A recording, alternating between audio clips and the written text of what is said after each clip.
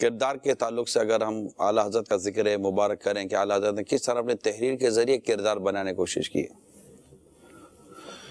تو ایک بڑا ہی ایمان افروز اعلیٰ حضرت کا میں آپ کے سامنے بیان کرنے جا رہا ہوں، واقعی ایمان افروز، سبحان اللہ، اور یوں سمجھیے کہ ذہنوں کو پاکیزہ کیسے کرتے تھے اعلیٰ حضرت، سوچوں کو کس طرح آپ کی چیزیں، آپ کی تحریر پاکیزگی دیتی تھی۔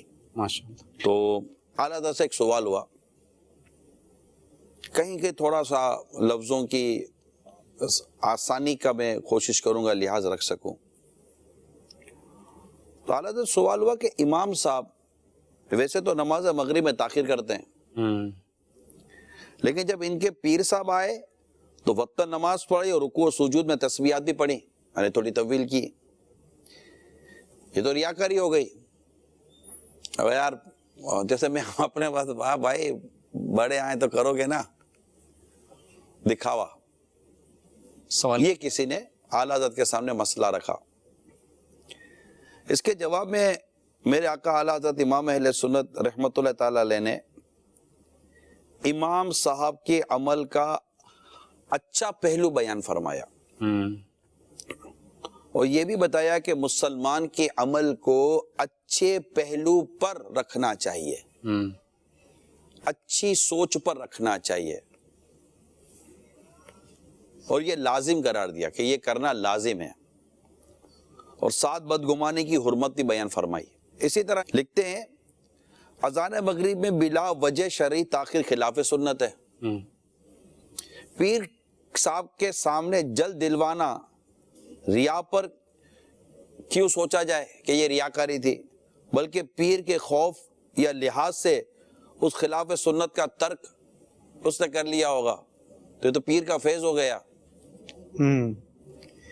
پیر کے سامنے رکوع اور سجود میں دیر بھی خواہ نہ خواہ اس کو بھی ریاکاری اور مکاری سے کیوں آپ بیان کرتے ہو، یہ دلیل تو نہیں ہے، بلکہ اس کے موجود ہونے سے تاثیر بھی ممکن، یعنی پیر کی صحبت کا اثر تھا کہ اس کی ایک روحانیت جیسے بڑھ گئے اور اس نے اپنی تسبیحات اور اس طرح چیزوں میں اضافہ کر دیا ہوگا۔ کیا بات، ٹھیک ہے، صحیح ہے۔ میں تاثر سے یہ سمجھا، تاثر پیر کی آمد کا تاثر روحانی فیض۔ ہاں، اور مسلمان کا فعل حتی الامکان حسن زن پر ہی رکھنا چاہیے، اچھے گمان پر رکھنا چاہیے، اور بدگمانی ریا سے کم کچھ حرام نہیں۔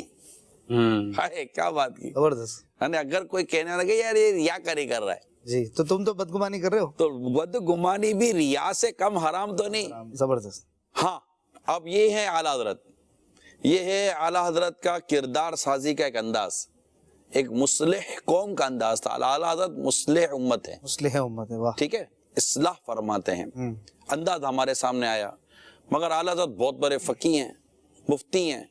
اب مسئلے کی اتنی خوبصورتی کے ساتھ وضاحت فرمائی، آگے سنیے۔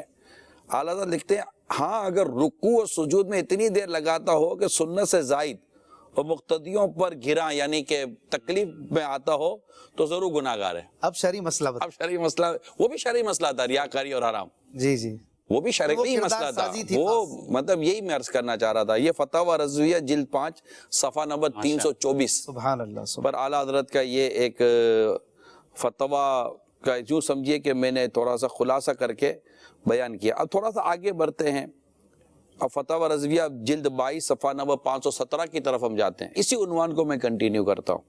ایک جگہ لکھتے ہیں اولیاء کی شان تو ارفع یعنی بلند ہے، جی، ہر مسلمان سنی کے کلام میں تا حد امکان تعویل لازم۔ امام نووی علیہ رحمہ کے حوالے سے بیان فرماتے ہیں اعلیٰ حضرت کہ فرمایا طالب پر واجب ہے کہ اپنے بھائیوں کے کلام کو اچھے گمان پر رکھے، کسی ایسے کلام میں کہ جس میں نقص سمجھا جائے، کمزور سمجھی جائے، کوئی ایسی کمزوری سمجھی جائے تو اچھے اس پر رکھے، لہذا اس کے لیے 70 تک اچھی باتوں کا تلاش کرے، یعنی 70، یعنی یہ ہو سکتا ہے کثرت کا معنی ہو کہ مطلب کہ زیادہ سے زیادہ اس کی باتوں سے اچھا معنی نکالے، جب تک ہو سکے میکسیمم ہو سکتا ہے یہی معنی ہو۔ اب اعلیٰ حضرت کی ایک اور خوبصورت عبارت میں بیان کرنے جا رہا ہوں، بہت خوبصورت عبارت ہے۔ اسی کے ساتھ چل رہی ہے. اتنی خوبصورت عبارت ہے حاجی اشفاق. فرماتے ہیں جو بھی اوپر اعلیٰ حضرت نے جو وضاحت کی نا، اچھا گمان، اچھے پہلو کی تلاش، 70 تک جائے کہ اپنے بھائی کے بارے میں اچھا گمان رکھے.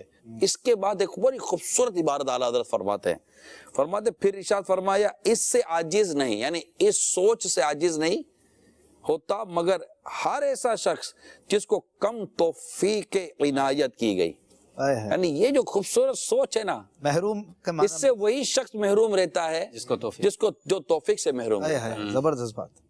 یہ ہے کردار. یہ یار یہ کردار